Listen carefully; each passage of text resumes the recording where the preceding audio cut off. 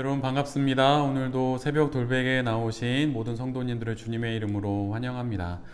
오늘도 로마서의 말씀 함께 묵상함으로 또 이 하루를 잘 살아가는 우리 모두가 되기를 바랍니다. 오늘 우리에게 주시는 말씀은 로마서 12장 9절과 21절의 말씀입니다.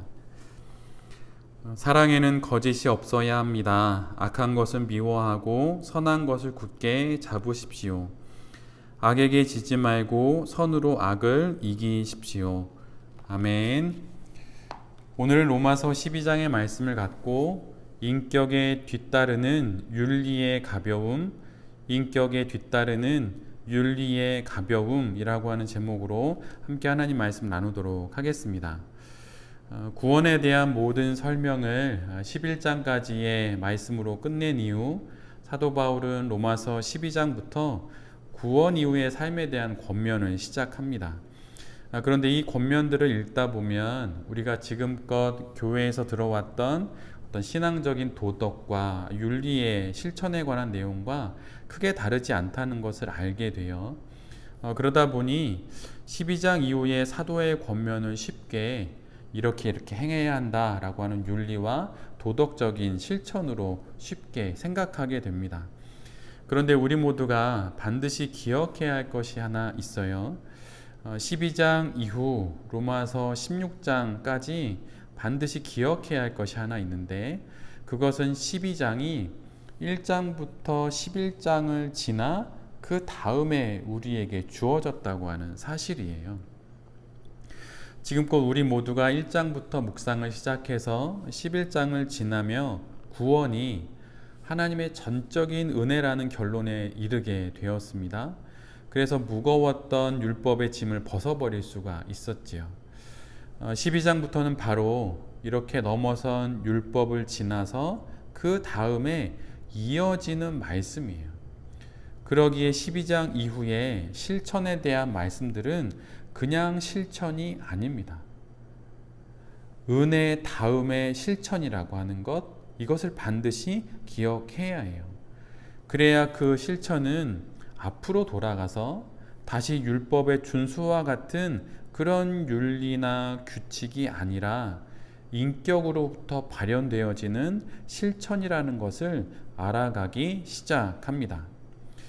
12장 이후의 내용은 구원받았으니 남들보다 좀 더 나은 윤리적이고 도덕적인 삶을 살아야 한다라고 하는 그 의미, 그 이상입니다.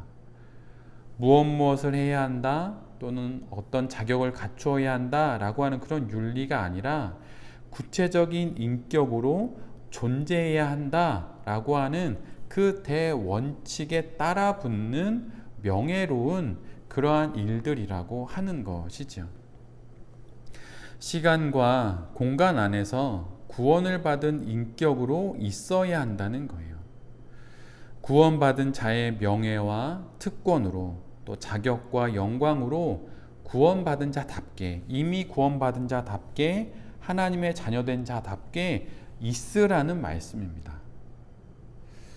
12장부터의 말씀이 어떤 윤리로 제한이 된다면 그 이전에 우리가 알고 있는 율법처럼 어떤 지켜야 하는 그런 규칙들로 만약 이것이 우리가 생각되어진다면 그때 그 순간부터 우리에겐 어떤 것이 사라지게 되냐면 자유가 사라지게 되는 거예요.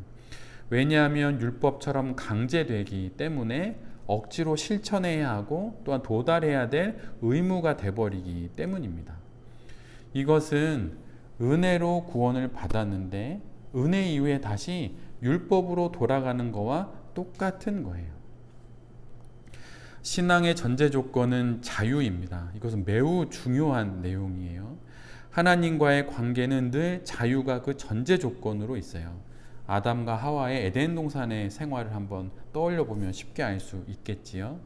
그래서 이 자유를 통해 하나님을 믿고 하나님과 관계를 맺으면서 온 인생 속에서 선택하고 결정하고 걷고 결과에 이르게 되고 이 과정 속에서 신앙은 성숙하게 되는 것입니다. 자유로부터 이 모든 것이 시작되는 것이죠. 신앙은 한마디로 말하면 하나님과의 관계예요. 근데 그 관계는 자유로 맺을 수 있는 것이고 또 그 자유로 맺은 관계 안에서 우리가 과정을 지나게 된다고 하는 것이죠. 하나님과의 관계의 시작은 하나님의 전적인 은혜로 단번에 시작되었지만 그 이후에 우리가 하나님과 맺는 관계는 한 번에 원숙해지지는 않는 것입니다. 한꺼번에 되지 않고 단번에 되지 않아요. 예를 들면 결혼은 결혼식으로 법적으로 단번에 이렇게 시작이 되지만 진짜 결혼은 결혼 생활을 지나가면서 오랜 과정을 거치면서 정말 결혼이 이제 되어 가는 것이죠. 이루어져 가고 완성되어져 가는 것이죠. 이것과 구원 이후의 우리의 삶이 완전히 똑같아요. 아주 비슷합니다. 그런데 이 모든 과정이 무엇으로 이루어지는지 로마서 12장 1절은 가장 먼저 이야기하고 있어요. 그러므로 형제들아 내가 하나님의 모든 자비하심으로 너희를 권하노니 이렇게 말하죠. 그러니까 구원 이후에 우리가 하나님과 맺고 살아가는 그 과정은 하나님의 모든 자비를 통하여서 이루어지는 과정이에요.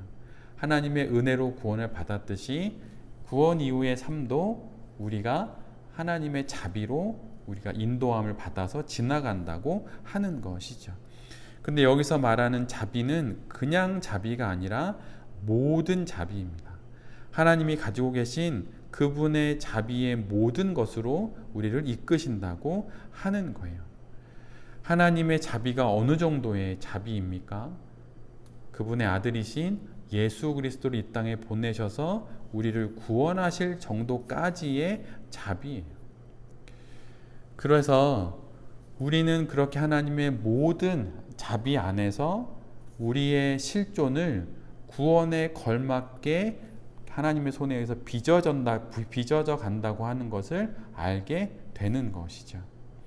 그래서 하나님께서 우리를 구원하시는 것이 하나님의 전적인 은혜였듯이 구원 이후의 삶 역시 하나님의 전적인 자비와 은혜 가운데 이루어지게 되는 것입니다. 에베소서 4장 24절에 이런 말씀이 있어요. 하나님을 따라 의와 진리의 거룩함으로 지으심을 받은 새 사람을 입으라. 근데 이 말씀에서 하나님을 빼버리면 이것은 실천이 되어버리고 윤리가 되어버립니다. 의와 진리의 거룩함으로 지으심을 받은 새 사람을 입으라. 그러니까 내가 입어야 하는 것처럼 생각이 들죠. 근데 그 앞에 보면 하나님을 따라 이렇게 적혀 있어요. 즉 하나님을 따라 이렇게 놓고 읽으면 이 말씀은 어떻게 이해가 되냐면 하나님 아버지의 부탁에 따라 하늘 아버지의 부탁을 받고 그렇게 새 사람으로 빚어 나가라, 새 사람이 되어 가거라 이렇게 되는 것입니다. 예수 그리스도 안에서 배운 새로운 인간의 존엄과 가치를 따라 살아가기를 하나님으로부터 부탁받고 있다고 하는 의미가 이 안에 있는 거예요. 그래서 구원받은 이후에 마치 어떤 윤리적인 실천, 도덕적인 규범처럼 읽혀지는 로마서 12장 이후의 말씀들은 그런 것이 아니라 하나님의 부탁이에요. 달리 말하면 이렇게 말할 수 있죠. 하나님께서 나를 구원하셨으니 난 구원받은 자이니 내가 그런 존재이니 그럼 이 존재에 걸맞게 살아야지 이런 겁니다. 아버지께서 이렇게 부탁하셨지 그러니 이제 그렇게 살아야 내가 그 아버지의 아들이지 그 아버지의 딸이지 이렇게 되는 것입니다. 인격 이후의 윤리는 우리에게 주어지는 그 윤리는 명예로 지키는 거예요. 뭔가 무서워서 지키는 것이 아닙니다. 겁나서 지키는 것이 아니고 어떤 책임으로 지키는 것이 아니고 우리가 구원받은 이후에 그 구원받은 사람으로서 이 땅에 있을 때 우리가 지키는 윤리는 명예로서 그 일을 지키는 거예요.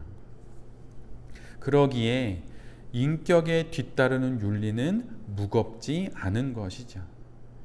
마태복음 11장 28절로 30절의 말씀 가운데 우리가 잘 알고 있는 수고하고 무거운 짐진 자들아 다 내게로 오라 이 말씀인데, 마지막 30절 말씀은 이렇게 기록되어 있죠. 이는 내 멍에는 쉽고 내 짐은 가벼움이라 하시니라. 구원받은 이후에 실천처럼 보이는 로마서의 그 모든 말씀들은 결코 우리에게 무거운 짐이 아닙니다. 오히려 명예로운 거죠. 힘든수록 그것은 나를 더 명예롭게 하게 되는 것이에요. 그래서 쉽고 그것은 가볍게 되는 것입니다. 그리스도인들과 비그리스도인들의 삶을 보면 그 결론은 사뭇 달라요. 비그리스도인들은 삶의 그 인생이 서산을 넘어갈 때 그때 대부분 후회를 하거나 아니면 더 많은 것을 쟁취하고 붙잡으려고 애를 쓰지요. 근데 그리스도인들은 감사와 기도로 그 많은 그 뒷시간들을, 마지막 시간들을 마무리하게 됩니다. 그래서 그리스도인들은 나이를 먹으면 먹을수록 고백과 간증이 가득하다 보니 표정이 좋아요. 그리고 강요가 되지 않기에 표정이 어둡지가 않습니다. 나이가 들수록 신앙의 연수가 깊어질수록 그 안에서 풍겨나는 구원 이후의 그 명예로운 삶으로서의 인생을 알다 보니 표정이 좋아지고 영혼의 미소가 한가득 있게 되는 것이죠. 그래서 함께 있으면 왠지 모를 평안이 느껴지고, 함께 걸으면 어느새 먼 거리도 지나가게 되고, 함께 얘기하면 근심은 희미해지고 또 소망은 쌓여가고, 이런 사람이 되는 것이 바로 성도의 인생이라고 하는 것입니다. 그러면서 오늘 본문은 이렇게 살아가는 구원받은 자의 삶의 성격을 로마서 12장 21절에 이렇게 정리해 놓고 있어요. 악에게 지지 말고 선으로 악을 이기라. 어떻게 선으로 악을 이길 수 있을까요? 막 쥐어짜서 그렇게 이기는 것일까요? 그런 것이 아니라는 거예요. 쥐어짜서 선을 만들고 그것으로 악을 이기는 것이 아니라, 내게 구원까지도 이루신 하나님께서 구원 이후의 여정에서 내가 맡게 되는 많은 일들 가운데도 하나님께서 자비를 베푸셔서 이 모든 것을 이기게 하실 것을 믿고 당당하게 좋은 표정으로 그 순간을 이겨낸다고 하는 것입니다. 모든 것이 합력하여서 모든 조건이, 모든 한계들이, 모든 상황들이 조화롭게 섞여서 결국 선을 이루고 이 선이 악을 이길 것을 믿고 그렇게 살아가라고 하는 것이 바로 구원받은 자의 삶의 대표적인 성격이라고 하는 것을 오늘 본문의 마지막 구절은 우리에게 이렇게 말하고 있는 거예요. 구원으로 넉넉해져서 후하게 웃는 것, 그것이 바로 신앙입니다. 지금 우리가 바로 가지고 있는 신앙이 이런 거예요. 이미 우리는 충분히 가진 자들입니다. 모든 것을 가진 거와 다름없어요. 명예로운 또 영광스러운 실존으로 우리가 구원 이후의 자리에 이렇게 세워져 있는 것입니다. 그러기에 넉넉히 살아도 괜찮다고, 후하게 줘도 괜찮다고, 그렇게 될 때 복이 되어 살게 될 것이라고 하나님께서 이렇게 말씀해 주시는 겁니다. 그래서 구원받은 이후에 뒤따르게 되는 그 윤리는 결코 무거운 것이 아니고 가벼운 것이라고 우리에게 말씀해 주시는 거예요. 이 말씀에 아멘으로 응답하면서 구원 이후의 삶 속에서 내게 주시는 명예로운 많은 일들과 상황들을 잘 감당해 나감으로 하나님 앞에 하나님께서 보시기에 참으로 좋은 구원받은 이후의 인생을 살아가는 새벽 돌베개의 모든 성도님들과 또 이 말씀을 전하는 제 자신이 될 수 있기를 간절히 기도드립니다. 아멘. 제가 기도하도록 하겠습니다. 주님, 구원 이후의 삶이 윤리가 되고 규칙이 되고 성취가 되지 않고 인격이 되고 하나님과의 관계가 되어야 함을 깨닫습니다. 구원이 구체적인 인격이 되어 그 인격으로부터 발현된 윤리를 가볍게 지며 살아가게 하여 주시옵소서. 당신의 말씀처럼 쉽고 가벼운 짐을 잘 지고 가보겠습니다. 구원받은 자의 명예와 영광을 만끽하며 이 세상 속에서 복이 되어 살아가 보겠습니다. 그래서 내가 있는 곳이 복된 곳이 되고 내가 주님의 임재와 구원하심의 간증이 되는 그 삶을 영광스럽게 살아가게 하여 주시옵소서. 오늘도 또 이 하루 살아갑니다. 오늘도 겪게 되는 수많은 일들 가운데 구원받은 성도처럼 그것을 잊지 않고 그러한 모습으로 살아가는 우리 모두 되게 하여 주시옵소서. 이 모든 말씀 예수 그리스도의 이름으로 기도드립니다. 아멘.